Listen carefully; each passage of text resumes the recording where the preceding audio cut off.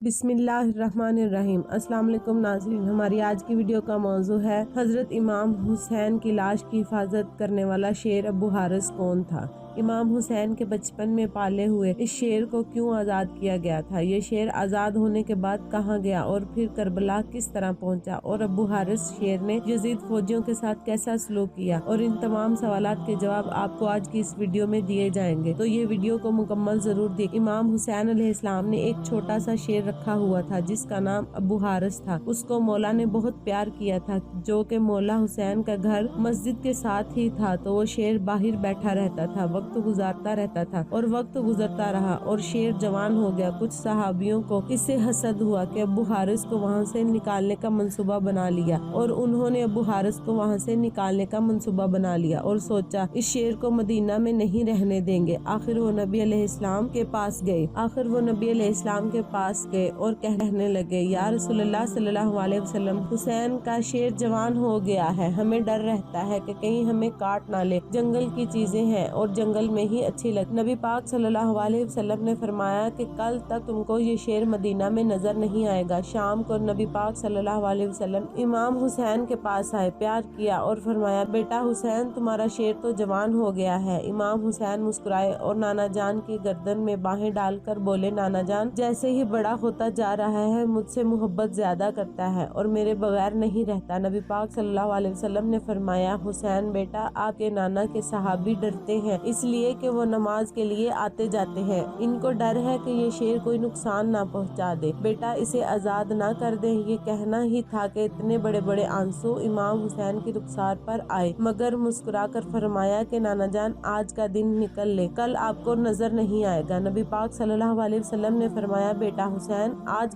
के दिन क्या करोगे। इमाम रोए और फरमाए, नाना जान, देखें बाहर शाम हो गई है और ये वक्त किसी को घर से बाहर निकालने का नहीं। नबी पाक सल्लल्लाहु अलैहि वसल्लम ने मौला हुसैन को सीने से लगा लिया। जब मौला हुसैन तहज्जुद के वक्त शेर को खुराक देने के लिए आए तो अबू हारिस ने कहा, मौला अलैहिस्सलाम, आज इतनी जल्दी एहसान। मौला ने सारी बात अबू हारिस को बताई। अबू हारिस ने कहा, ठीक है मौला अलैहिस्सलाम, मैं जाता हूँ, पर एक शर्त है, फिर एक दिन मुलाकात जरूर होगी। इमाम अलैहिस्सलाम ने फरमाया, तारीख याद करो, 61 हिजरी 10 मुहर्रमुल हराम, मैदान करबला के एक कोने के पास से तुम्हें एक आवाज आएगी, बस इस आवाज पर चले आना, मुझसे मुलाकात हो जाएगी। अबू हारिस ने कहा, मौला हुसैन, आवाज कौन देगा, क्या आप देंगे। आपने फरमाया नहीं। फिर पूछा कि आपका भाई अब्बास अलमदार देगा, कहा नहीं। फिर पूछा, इमाम कौन देगा, तो आप अलैहिस्सलाम रोए और फरमाया, मेरी 4 साल की बेटी सकीना सलामुल्लाह तुम्हें आवाज, या हमारी अम्मा फिजा अलैहिस्सलाम आवाज देंगी। आज भी करबला में वो मुकाम मौजूद है जहाँ खड़े होकर बीबी फिजा अलैहिस्सलाम ने शेर को आवाज दी थी। इस रोज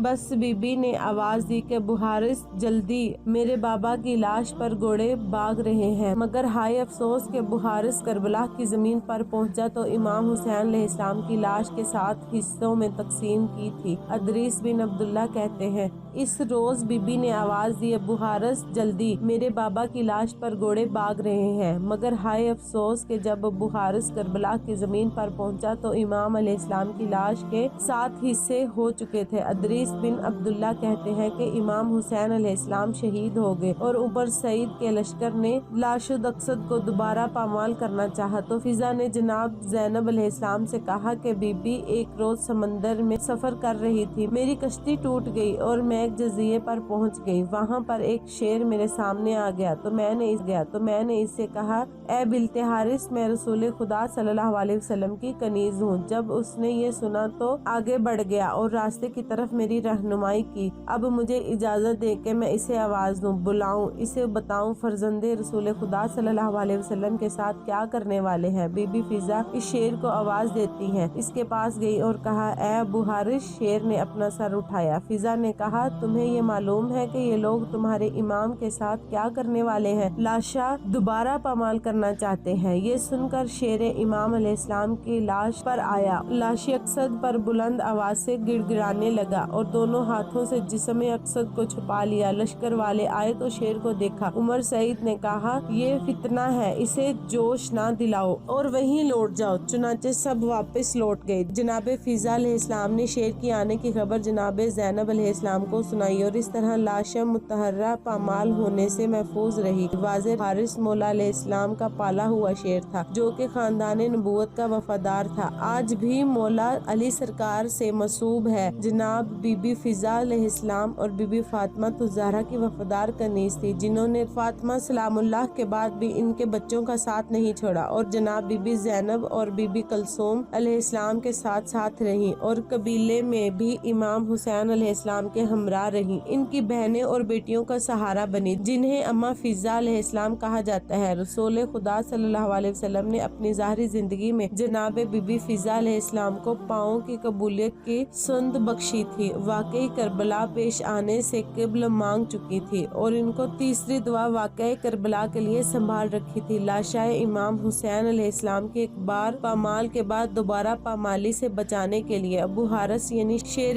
فضا کو جانا ہی تھا۔ سلام رسول خدا صلی اللہ علیہ وسلم پر اور سلام امام حسین علیہ السلام پر اور ان کے پاک خون پر جو اہل بیت کے لیے بہایا گیا اور وہ شہید ہوئے۔ جزاک اللہ۔